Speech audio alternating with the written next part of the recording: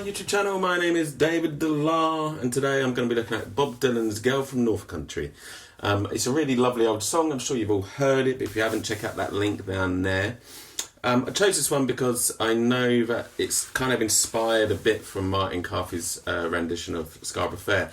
Apparently, when Bob was visiting London in the early 60s, Martin had a residency at the Troubadour Folk Club and basically taught a bunch of rising sort of folk and pop stars a bunch of folk songs, and I think Bob Dylan was quite inspired by this and ended up writing this song. And you can kind of hear the influence of Scarborough Fair, especially Martin Carthy's version of Scarborough Fair, especially in the chords. Actually, you can hear that minor nine, and obviously the lyric "Remember me to the one who lives there" is the same from Scarborough Fair.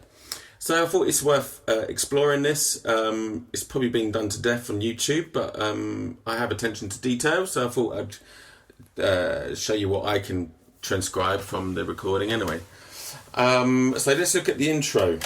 It's essentially a wonderful technique that's used a hell of a lot in folk music, where you change from the one chord to the four chord, while keeping the root pedalling along.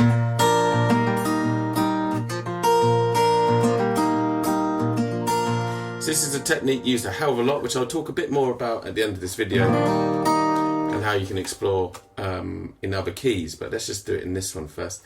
I'm going to take the capo off. It's normally capo 3 to play in B flat, but I'm going to take the capo off just in case you don't have a capo.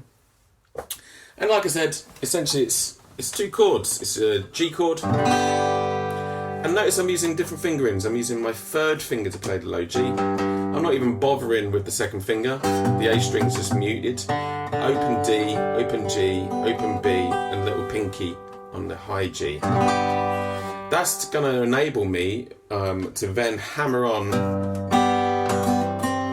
the second and first finger to C on the first finger on the B string, and E on the second fret of the D string.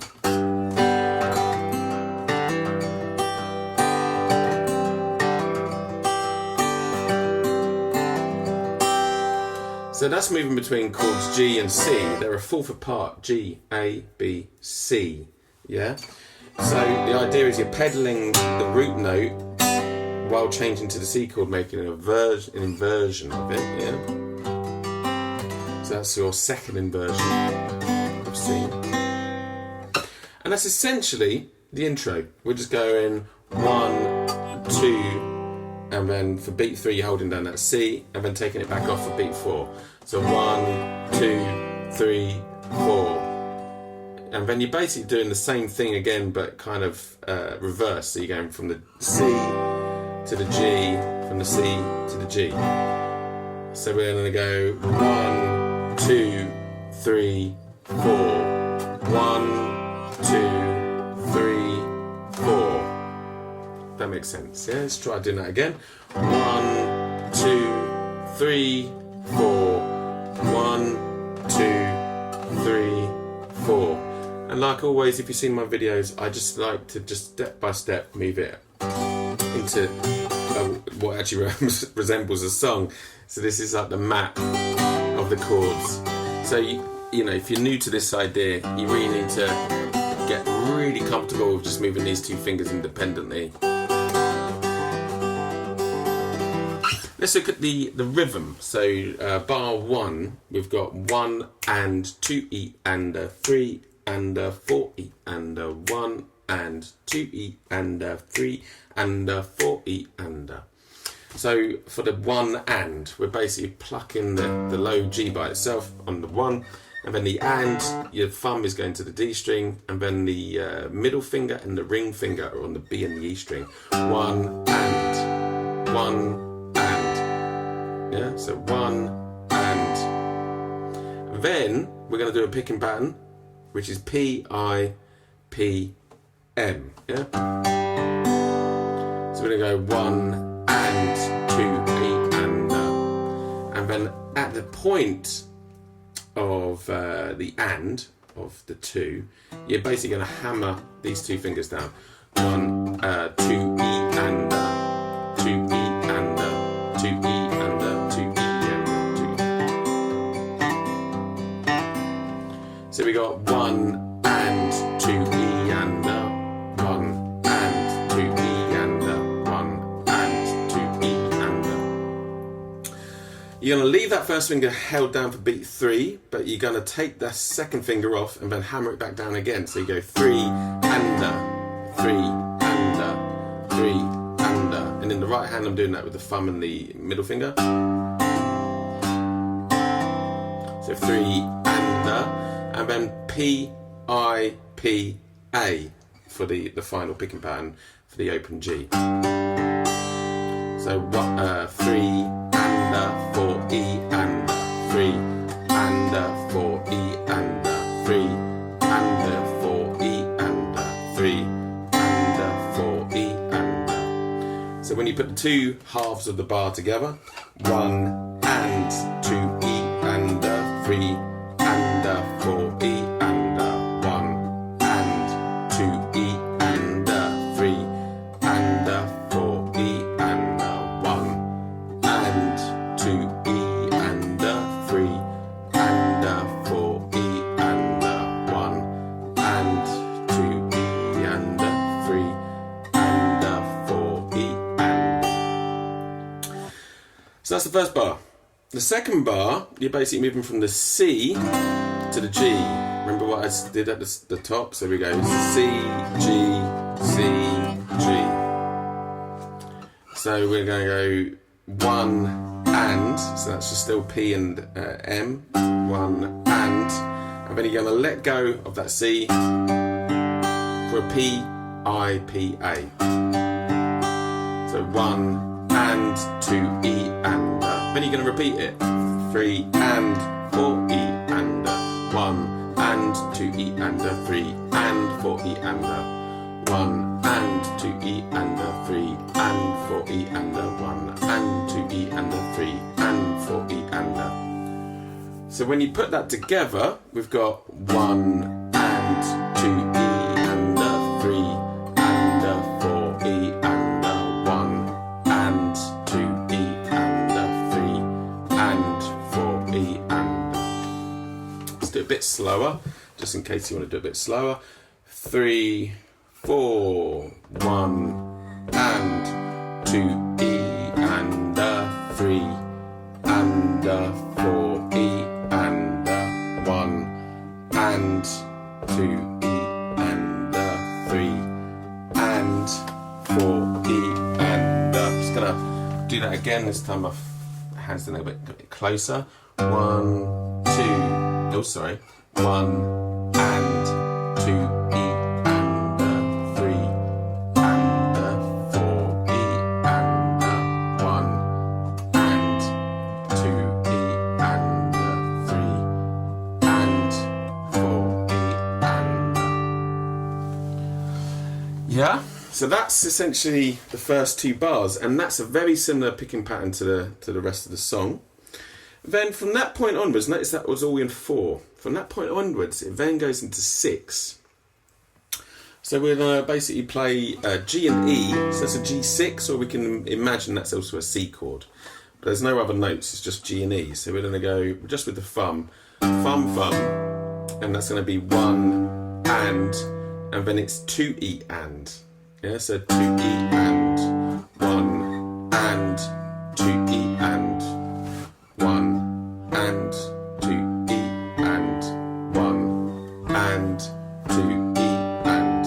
So that's beats 1 and 2. 1 and 2 E and then the same rhythm. So the thumb is now going to the D string again, but this time without the E on it, the second finger. So it's just open. 3 and 4 E and then you're going to do it again. 5 and 6 E and. So you got 1 and 2 E and 3 and 4 E and 5 and 6 E and.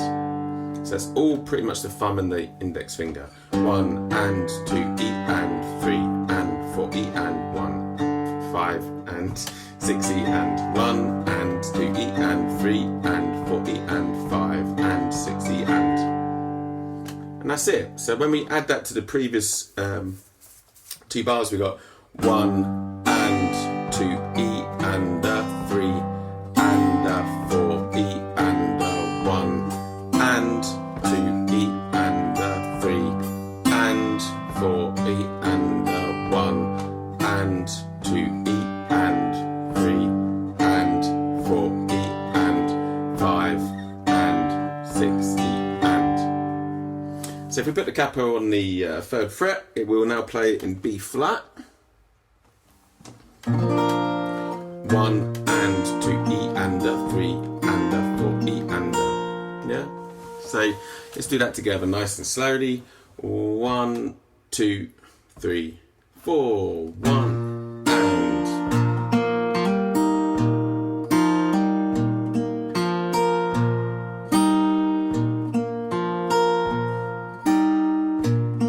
And then count 6. 2, 3, 4, 5, 6. And that's when it moves into the verse.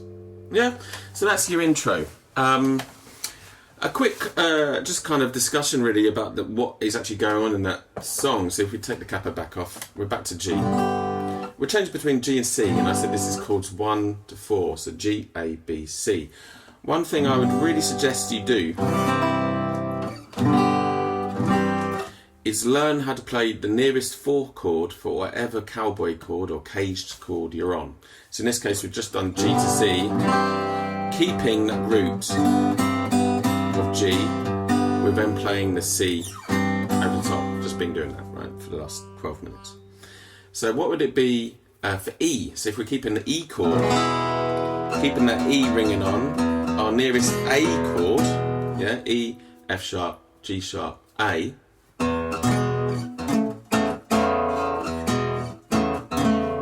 is this shape. It's basically that sort of that A power chord shape, and then you can put the 3rd in with your 3rd finger,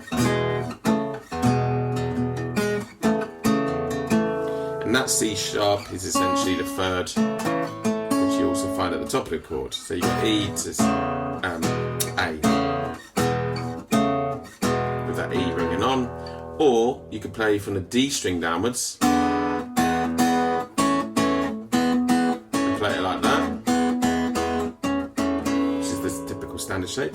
What would the D look like? So the open D chord, as we all know and love. The nearest G chord would just be just one finger, keeping that D ringing on.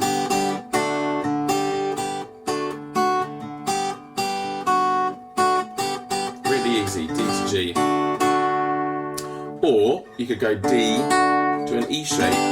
That's an E shape, yeah, related to that bar called G.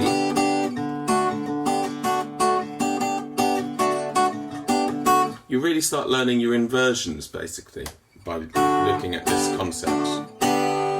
What would C look like? So C we just played. So the nearest would be F, C, D, E, F. Keeping that 3rd finger held down. Yeah, everyone thinks an F chord needs to be a big fat bar chord. Doesn't need to be. You could just basically play it like that.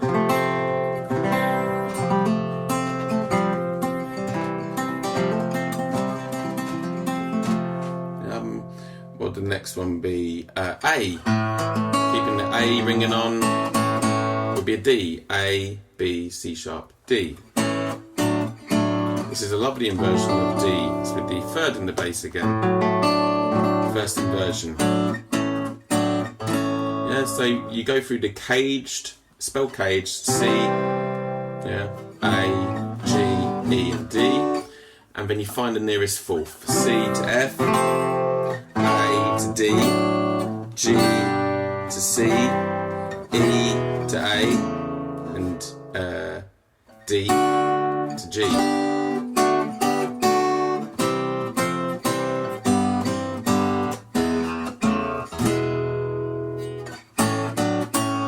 Get the idea. That's just kind of a very quick, maybe like look pointing at. Go and check that out. Check that concept out. It's well worth exploring. Hope you enjoyed this video. See you at the next one.